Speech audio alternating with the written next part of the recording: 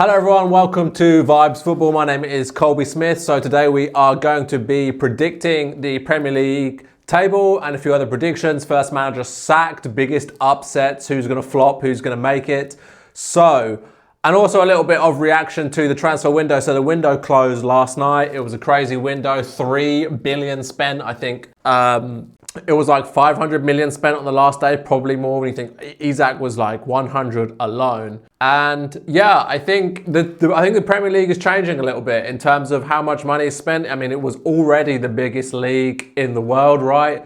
But now it seems like this window was more than all of the other like kind of big leagues in Europe combined, which just shows how big that gulf is. So really, we should be dominating Europe. I guess we kind of already are dominating Europe in terms of, we've seen West Ham win the Conference League, we've seen Spurs win the Cup last year. Liverpool were dominating in Europe up until PSG, right, who eventually went on to win it. So yeah, I think we're going to see that domination carry on. And yeah, the spending, it just seems to me that there's like a big gulf opening up. Even when you look at the top four right now, which is Liverpool, Chelsea, Arsenal, Man City, compared to all the kind of the other two traditional big six, Spurs and United, are not spending anywhere near as much money. Then you go down to Villa, Newcastle, the teams just underneath them. You know, they're not spending anywhere near as much. I mean, Chelsea are doing just crazy stuff. Man City's squad has been completely overhauled in the space of 9 months. So it's crazy. Yeah, we're seeing ridiculous amount of money spent. I don't know if that's a good thing. I mean, it's a good thing we get to see the best footballers in the world come to the league, but the gulf between the top and the bottom now seems to be growing much bigger.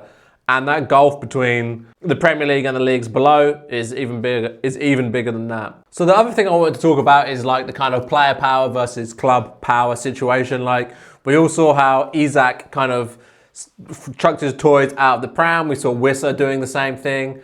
And, you know, there was loads of backlash, obviously, from Newcastle fans because their club is kind of being disrespected. And people saying, oh, it's not right for a player to this. And while I don't really agree with what Isaac done, at the same time, I'm kind of like, hasn't this always kind of been the way with like the biggest players kind of making like a public performance, either over wanting a pay rise or wanting to move? Didn't Wayne Rooney do this? Right, didn't he say that he was going to join City at one point and then he got slapped with like a huge contract?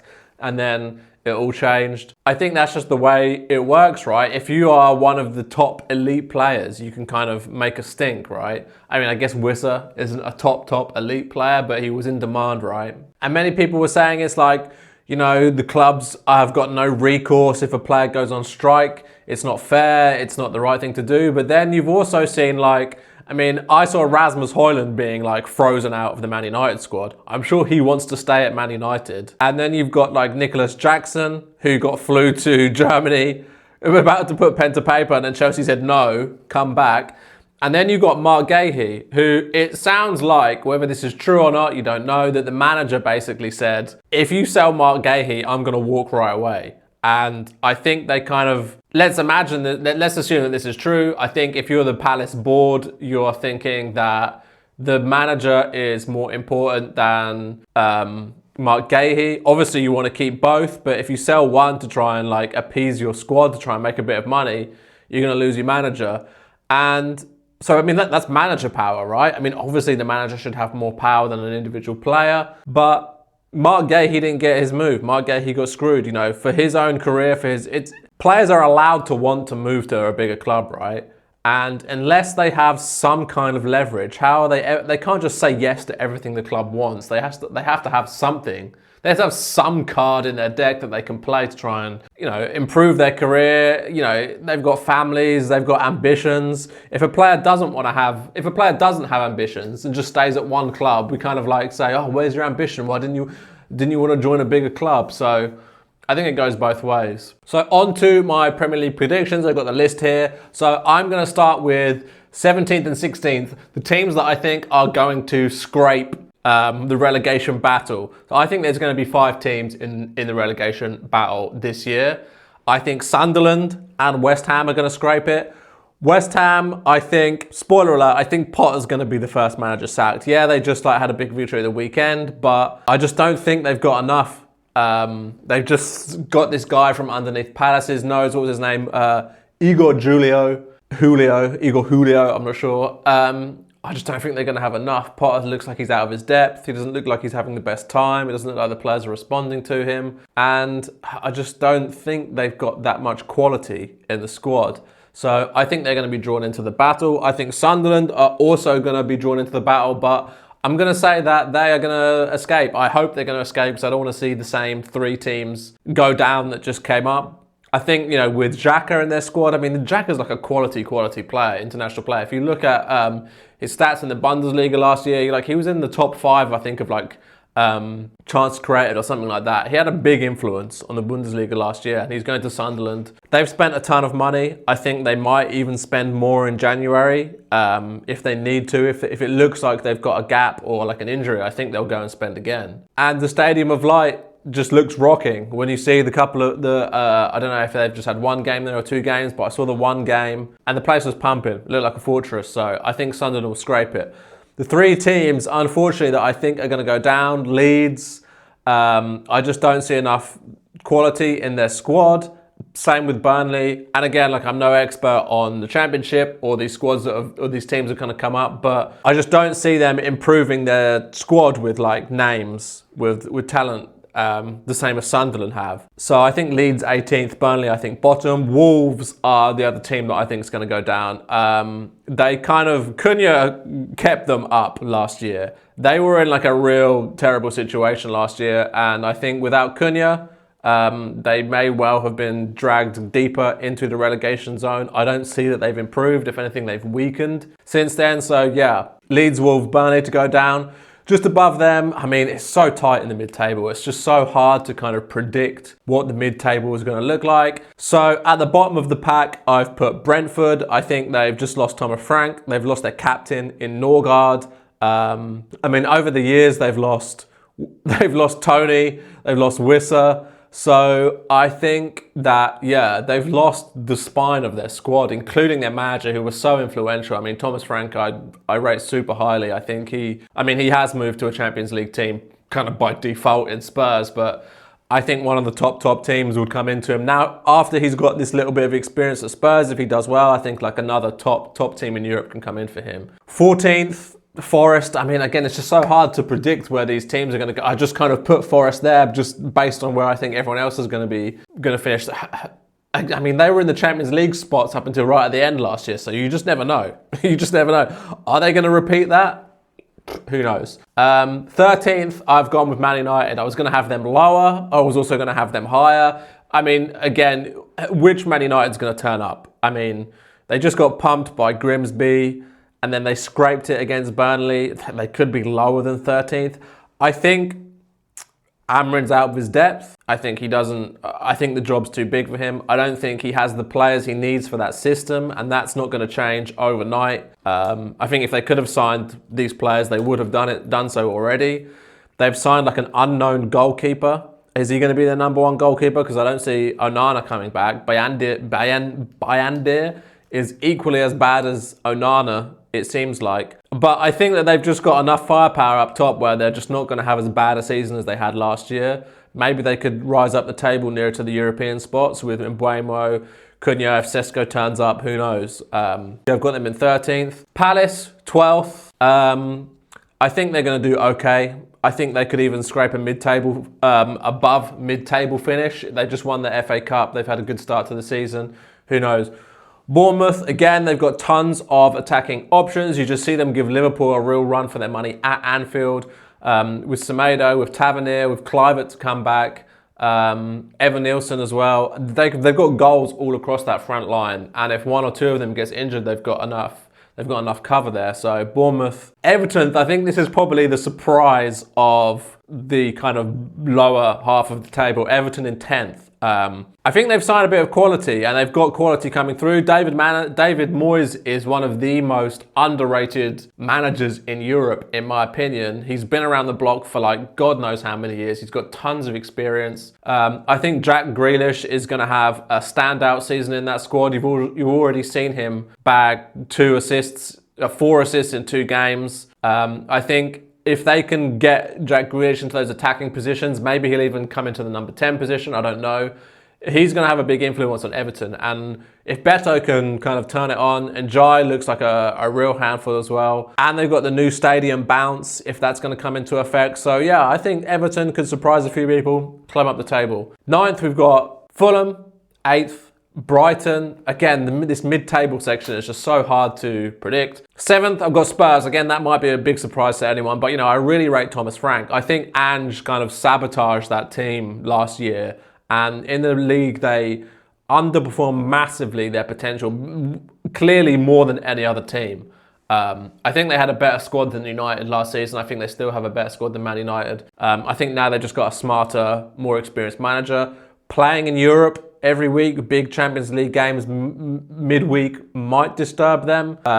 They didn't strengthen too much in the window. They got a couple of players in, but they lost Son as well, who really wasn't like on his best form last year anyway. But yeah, I think Spurs are going to jump up massively from where they were last year. Then we've got Newcastle in sixth. St James, they've had a bad start to the season. I mean, they got robbed at St James's Park by a 16-year-old Engamoa. But I think they don't have Champions League football, right? And I think that's going to be no, they do have Champions League football. That's why I've put them below kind of Villa. In that kind of battle for the top four, because I think that's going to be taxing on their squad, going back and forth to Europe every weekend, that emotionally draining kind of aspect of going to Europe every single week. And then above them, Villa, they don't have Europe. That's why I think they're going to outperform Newcastle. They didn't have the best transfer window. They kind of picked up a few people on deadline day. Who did they pick up?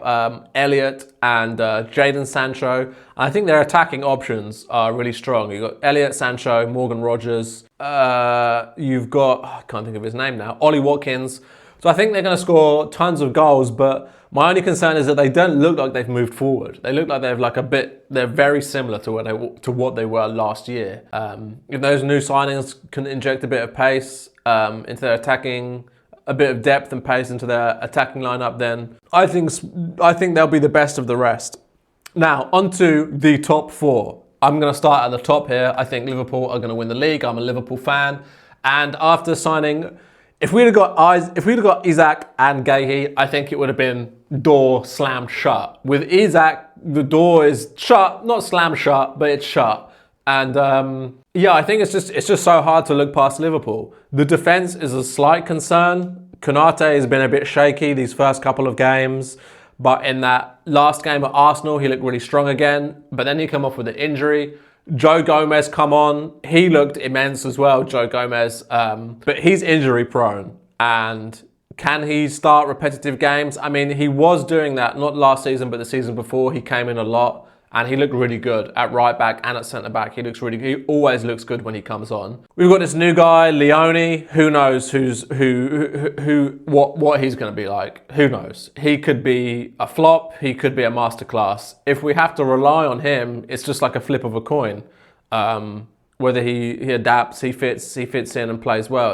It's a flip of the coin. But that being said, Isak, Wirtz, if he starts turning up, he hasn't had a great start to the season. Ekitike looks incredible. Gakpo can bag you 10, 15 goals. Salah is kind of inevitable at this time, even though he's had a quiet start where he's got 3 goal assists in 3 games, if you can call that a quiet start. So I think Liverpool are going to win it. Second, City. I just think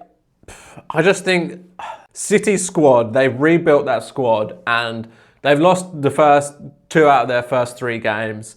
And I just think Pep is going to figure it out. I just think Pep is just such an insane manager.